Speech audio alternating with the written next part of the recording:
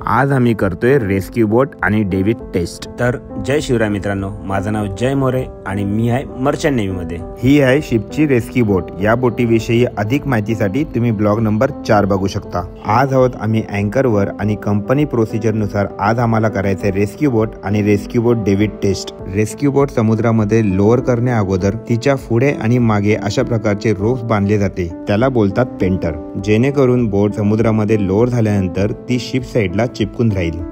जेव्हा आम्ही बोट लोअर करायला घेतली तेव्हा क्लायमेट झाले अचानक खराब आणि विंड स्पीड आणि समुद्राची स्वेल अचानक वाढली। या सर्व कारणामुळे होऊ शकतो ऍक्सिडेंट। सो कॅप्टनच्या ऑर्डरनुसार रेस्क्यू बोट आम्ही रिटर्न होइस्ट केली। रेस्क्यू बोटला प्रॉपर सिक्युअर केल्यानंतर इंजिनियर्सनी केले त्याचे इंजिन टेस्ट। रेस्क्यू बोटचे इंजिन हे वॉटर कूलिंग इंजिन असल्यामुळे अशा पाण्याने भरलेल्या ड्रम मध्ये हे इंजिन ट्रॅव्हल करावे लागते। आता नेक्स्ट ब्लॉग मध्ये बघणार आहोत आपण लाईव्ह बोटची डेव्हिड लॉन्चिंग टेस्ट। ते बघण्यासाठी चॅनलला नक्की फॉलो करा। जय जिजाऊ, जय शिवराय।